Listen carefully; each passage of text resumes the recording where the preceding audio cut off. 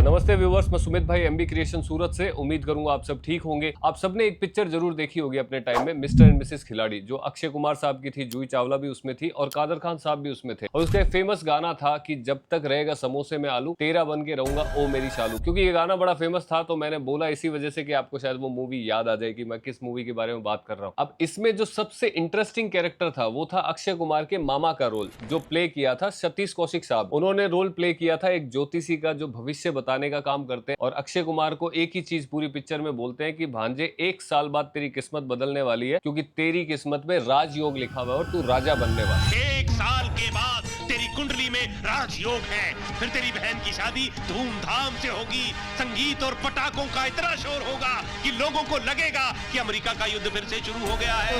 और इस चक्कर में, इस पूरी बात के ऊपर अक्षय कुमार पूरी जिंदगी में काम नहीं करता है, मेहनत मशक्कत नहीं करता है, और वो सिर्फ ज्योतिषी के चक्कर में अपनी लाइफ को खराब करता रहता है। ये पिक्चर भी एक अच्छी पिक्चर थी, कॉमेडी भी थी और एक अच्छा मैसेज भी इसमें दिया था। आज से 25-30 साल पहले रिलीज हो गई थी, लेकिन फिर भी अच्छा मैसेज था इसके अंदर। अब ये सारी बातें मैं आपको क्यों बता रहा हूँ, इसके बारे में बात करेंगे कि अभी इंडिया के अंदर एस्ट्रोलॉजी का बहुत ज्यादा चक्कर चल रहा है। सोशल मीडिया कहीं पे भी अपन ओपन करते हैं, यूट्यूब, इंस्टाग्राम, फेसबुक, अपने को रील बहुत सारी ऐसी देखने को मिलती है जहां पे लोग अपना भविष्य और भूतकाल बताने का दावा करते हैं। और वो दावा करते हैं कि हमसे बात करोगे तो आपको नौकरी भी मिलेगी, जो आपको चाहिए वो प्यार भी आपको मिलेगा। आप अगर कर्जे में हो तो वो कर्जा भी आपका चुक जाएगा। आप अगर गरीब हो तो आप अमीर बन जाओगे, आपको मनपसंद प्यार मिल जाएगा। ये सारी चीजें टॉपिक बना के आपके सामने सोशल मीडिया प्लेटफॉर्म पे रखा जाता है। फिर क्योंकि आम इंसान, भारत का भी 40% युवा बेरोजगार है भारत के अंदर, है ना। तो बेरोजगारी एक टॉपिक उनको मिल गया कि भाई इतने लोग तो बेरोजगार हैं, तो बेरोजगारी वाले जरूर इस फील्ड में आएंगे कि भाई मेरी नौकरी कब लगेगी। तो ये एक टॉपिक उनको मिल गया। दूसरा है कि 60% भारत में गरीबी रेखा से भी नीचे लोग आते हैं,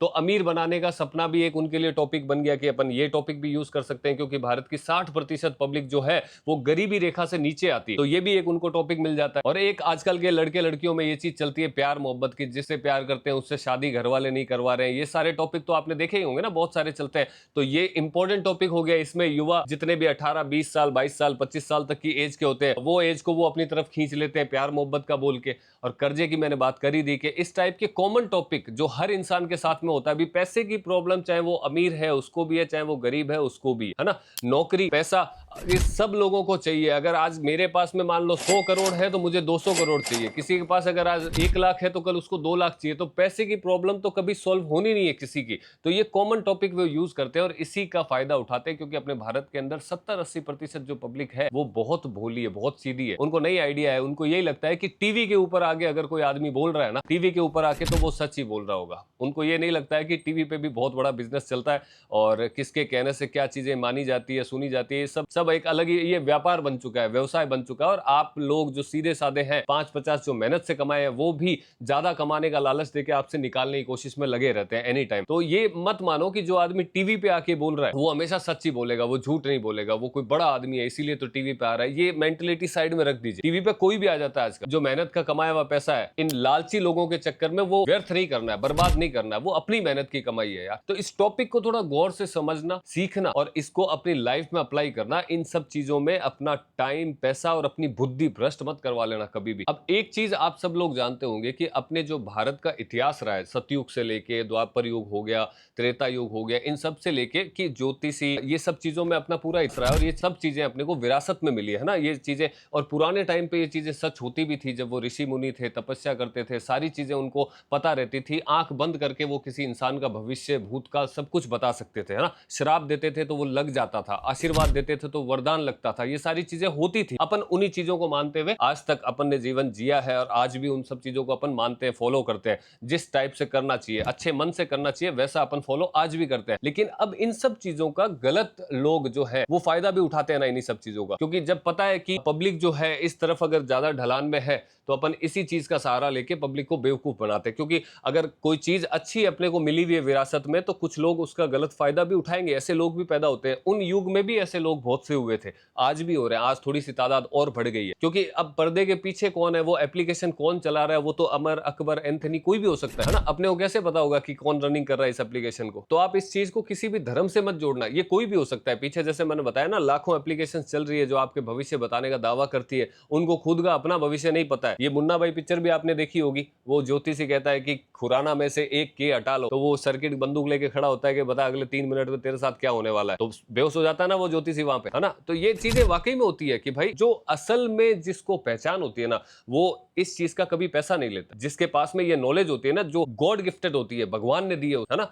ऊपर वाले ने उससे वैसा बना के भेजा, उसके अंदर वो ताकत दी है, शक्ति दी है कि वो लोगों का भविष्य देख सके या फिर अच्छे भले की वो पहचान कर सके लोगों के अंदर कि भाई तेरा समय अभी ऐसा चल रहा है, आगे ऐसा मे भी चल सकता है, तेरे दिक्कत आ सकती है, तो ये सब सावधानियां बरतना। ये गॉड गिफ्टेड चीजें होती है। और जो आदमी ये बताने के और ये आपको ये सलाह देने के पैसे लेता है, मैं नहीं मानता उस चीज को कि भाई वो पैसे लेके अगर आपको कर रहा है, उसके अंदर कोई गॉड गिफ्टेड वो चीज नहीं, वो बिजनेस बना रखा है ना।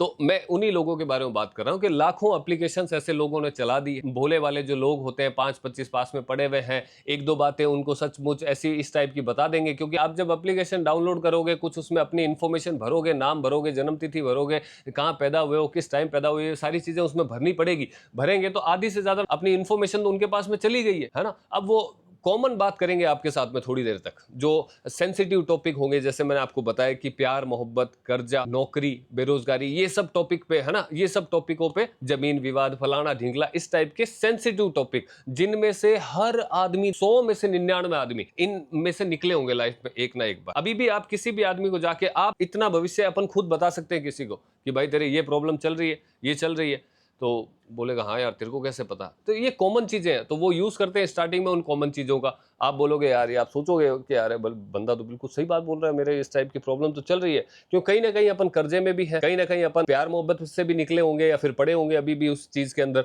कहीं ना कहीं नौकरी की भी तलाश होगी। जैसे मैंने बताया कि भारत में 40% युवा है जो बेरोजगार बैठे हैं, है ना, तो वो टारगेट ऐसे ही लोगों को करते हैं। अपने को उस टाइम पे लगेगा कि यार ये सच बोल रहा है, आधी अधूरी बात करेंगे, पूरी टॉपिक पे बात नहीं करेंगे। फिर बारी आती है एक, आपको कहते हैं ना कि कोनी के गुड़ लगा के छोड़ दिया, अब उसको मतलब आपको तो खाना ही खाना है, तो क्या होता है, रिचार्ज कराना। फिर आपसे पर मिनट का चार्ज लिया जाता है कि पर मिनट इतनी बात करोगे तो इतना पैसा आपको देना पड़ेगा। और वो घुमाते रहेंगे। जिस दिन टाइम आएगा ना, 5 दिन, 10 दिन, 15 दिन, 1 महीना, आप समझ जाओगे कि यार क्या बेवकूफ काट रहा है मेरा ये, तो है ना। बस उनको इतना ही चाहिए, निकल भाई तू, तेरे जैसा दूसरा है। तो उन्होंने बात करते करते आपने कोई सवाल कर दिया, तो वो फिर शराब देने की या फिर पुरानी ऐसी बातें करेंगे कि भाई तुम इस चीज का मजाक मस्ती में ले रहे हो, हमारी जो तंत्र विद्या है या वैदिक शक्तियां हैं, उन सब चीजों का मतलब आप मजाक ले रहे हो। तो आदमी वैसे डर जाता है इस चीज में कि नहीं नहीं नहीं, ऐसा कुछ नहीं है गुरुजी, आप सही हो, मैं गलत, ये कह के फिर निकलने की कोशिश करता है। तो इन चीजों में कभी मत आना, कभी भी मत आना। ये ज्योतिष हो, तांत्रिक हो, ये सारे, ये कभी भी यार, इनका बैकग्राउंड आप पहले देख लीजिए। इनके चक्कर में घर मैंने बर्बाद होते हुए बहुत देखे हैं। जो एक बार ये घर में घुसते हैं ना,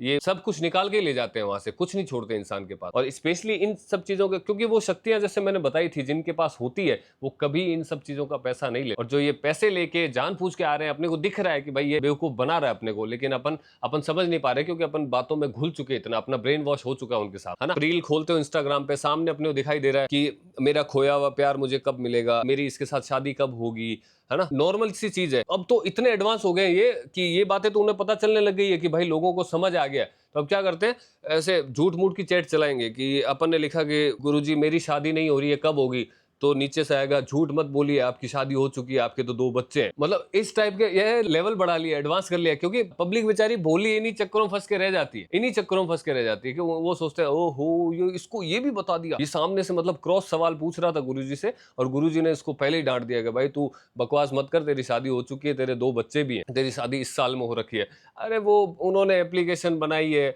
एक जना इधर बैठा है, वो लिख रहा है मेरी शादी कब होगी, और इधर बैठा है झूठ मत बोल, तेरी शादी हो चुकी है, 2 बच्चे भी है तेरे। तो ये दोनों पास पास में बैठे, वो एप्लीकेशन की पूरी रूपरेखा तैयार करी है उन्होंने, और ले जाके आपके सामने पटकी गए, लो आप पढ़ो और बनो बेवकूफ। चीजों में मत पढ़ना। ये आजकल अभी ये अनलिमिटेड ये चीज चल रही है, जहां देखो वहां पे एस्ट्रोलॉजी, भविष्य बताने वाले, ज्योतिषी और फलाने, किसी भी समुदाय के हो सकते हैं, ये चीज करते हैं। लेकिन मानो यार भगवान को, उसको, क्योंकि इन सब लोगों की क्या बातें मान रहे हो यार। इनसे बढ़िया सलाह अपने माँ बाप दे देंगे अपने को घर में, उनसे बेटर कोई दे पाएगा। उनके पास जाके बैठो, उनको तो अपन समझते नहीं है कुछ भी, जब नहीं पूछते हैं। बाकी ये जो भविष्य बताने वाले, इनसे बढ़िया सलाह तो अपने माँ बाप बता देंगे अपने को, और वो 5 मिनट में तुम्हें बता देंगे कि तू जिस रास्ते पे जा रहा है तेरा भविष्य क्या हो, 5 मिनट में बता देंगे, और वो फीस भी नहीं लेंगे, है ना, वो दिल से बताएंगे। तो ये चीजें खुद कॉमन सेंस वाली चीजें होती है। मत जाओ यार इस लाइन में, ये कुछ नहीं रखा है, कुछ टाइम की फिर बर्बादी, फिर ये कर लिया। अबे उनका आप खुद अभी देखो कि भाई उनका खुद का भविष्य क्या है, वो चीजें तो देखो, उनको क्यों फेस लेनी पड़ रही है। अगर उनके अंदर इतनी ताकत है, ये 200 500 हजार रुपए इकट्ठे क्यों कर रहे हो? तुम्हारे पास इतनी है तो भारत के अंदर तो इतनी प्रॉब्लम चल रही है और चल रही है, उनका समाधान निकाल दो ना यार। आप ये 200 500 हजार रुपए क्यों इकट्ठा कर रहे हो? और मेरी प्रॉब्लम से आपको क्या पता? कुछ कुछ लोग ऐसे होते हैं कि गुरुजी मेरे बारे में बताइए, बेटा तुम्हारे नाम का पहला अक्षर एस है। बोलो अरे वाह वाह गुरुजी, बोले ऐसे ही है मेरा। अरे भाई इनको तो सब पता चलता है। बैठ के अरे क्या खुश हो रहे हो यार? इस चीज में क्या खुश होना है कि तुम्हारे नाम का पहला अक्षर एस है या ए है या एम है? कुछ भी क्यों खुश होना है भाई? अब वो एक बात वो करेगा और वो इतने टैलेंटेड होते हैं, एक जवाब देंगे आपसे चार उगलवा लेंगे और अगले चार में उन्हीं का जवाब पलटा के वापस आपके सामने रख देंगे और आपका ब्रेन फिर से वॉश हो जाएगा कि भाई ये तो क्या कमाल आदमी है, सब कुछ जानता मेरे बारे में। जबकि आपने बताई अभी बैठे बैठे उनको, ये यार ये फेस रीडर होते हैं, ये लिप रीडर होते हैं, ये चेहरे के हाव भाव से। और सबसे कॉमन बात, आपने वो एप्लीकेशन डाउनलोड करी और इनसे बात करने गए हो आप, तो इनकी आधी प्रॉब्लम तो वही सॉल्व हो गई। क्यों आप आए हो? मतलब कुछ ना कुछ तो प्रॉब्लम है आपके, तभी आए हो ना, तभी वो डाउनलोड करिए, तभी आपके चुल मची है कि मैं बात करूं, मेरी प्रॉब्लम का सॉल्यूशन निकालूं। क्योंकि मैं फ्री बैठा कोई आदमी, जैसे मेरे को मान लो कोई प्रॉब्लम नहीं है, तो मैं क्यों जाऊंगा उनके पास में? अब आदमी वही जाएगा उनके पास में जिसको वाकई में पूछना है। तो वो तो पहले से ही समझ गए कि भाई ये आया है, मतलब इसके कुछ ना कुछ दिक्कत है। फिर आपसे फॉर्म भरवाते टाइम में जब एप्लीकेशन करोगे, कुछ डिटेल मांगते हैं, हमसे इन्फॉर्मेशन मांगते हैं, उसमें उम्र पूछ लेते हैं कि आपकी डेट ऑफ बर्थ क्या है। डेट ऑफ बर्थ से अनुमान लगा लेते हैं कि ये 20 साल का है, 25 का है, 50 का है या 75 का है। 20-22 साल का है मतलब इसके प्यार मोहब्बत का चक्कर 100% होगा। ठीक है, 30-35-40 साल के आसपास पहुंच गया मतलब पारिवारिक समस्या होगी, इसको पैसे की समस्या हो सकती है। जस्ट बिकॉज कि भाई नॉर्मली रोजगार की समस्या होती है, मतलब पैसा मतलब क्या, उसमें रोजगार पारिवारिक सारी चीजें ही आ गई। आप 30-35-40 साल की उम्र के बीच में आदमी क्या हो गया, पारिवारिक हो चुका है। आप उसके ऊपर पहुंच गए 60-70, तो आपको क्या प्रॉब्लम हो सकती है? बीमारी की। ये उनको आपने बता दी, एक सिर्फ उम्र बताने, उम्र बताते ही ये सारे खेल खत्म। आपको लगता है कि इसको सब पता है, कुछ नहीं पता है उसको, सिर्फ अपने को लगा। ये कॉमन चीजें हैं यार, निकलो इन सब चीजों से, मेहनत करो, मशक्कत करो। जो जिंदगी में कोई दिक्कत आ रही है, तुमसे बेहतर कोई नहीं लड़ पाएगा, और सोल्यूशन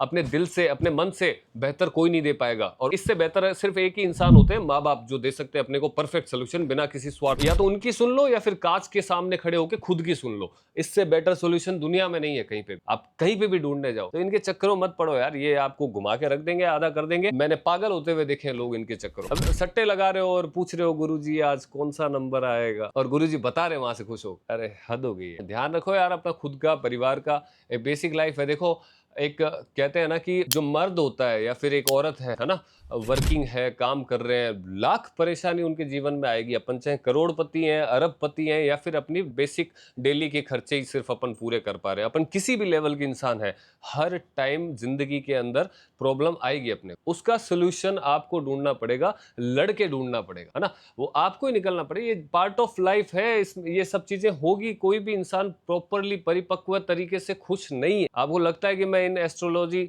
और इन सब से बात करूंगा, ये सब मुझे एकदम खुशहाल बना देंगे, एकदम कि भाई ये इस तरीके से इसका समाधान करो, इस तरीके से इसका समाधान, कुछ नहीं होने वाला है। आस्था अलग चीज है, पाखंड अलग चीज है। हमेशा ये चीज ध्यान रखो, अपनी आस्था रखो सिर्फ वो ऊपर वाला। क्योंकि नॉर्मल सी, मैं एक शब्द में आपको ये चीज बता देता हूं कि ये चीज को गलत मैं क्यों कह रहा हूं। अगर आप भगवान में मानते हैं ना, तो आपको ये भी पता होना चाहिए कि उसने आपकी किस्मत पहले से ही लिखी हुई है, जो कि बदल नहीं। एक सिंपल बात तो ये। और अगर आप उसमें नहीं मानते तो फिर आपकी किस्मत आपको खुद को ही बनानी पड़ेगी, ये बीच वाला नहीं। ये बात जब समझ जाओगे, आपको कभी इन सब चक्करों में पड़ने की जरूरत नहीं। वापस सुन लो भले ये बात, इतनी सी बात कि अगर आप भगवान में मानते हो, क्योंकि मानते हो तभी आप ज्योतिषी की तरफ भागते हो, अपना भविष्य जानने के इच्छुक होते हो, उसका समाधान लेने का इच्छुक होते हो। जब आप भगवान में मानते हो तो उसने किस्मत पहले से लिख रखी है, ये बात भी तो आप जानते होंगे। आप उसमें कुछ नहीं बदल सकते, कुछ भी नहीं। कितने भी हाथ पैर मान लो, आपके प्लान कुछ और होंगे, लेकिन चलेगा उसके हिसाब से जो उसने पहले से सेट कर रखा है। और अगर उनमें ही नहीं मानते तो फिर आपको किस्मत अपनी खुद लिखनी पड़ेगी। ये दो ही तो तरीके होते हैं, इनकी जरूरत नहीं पड़ती। बस ये इतना सही। और बाकी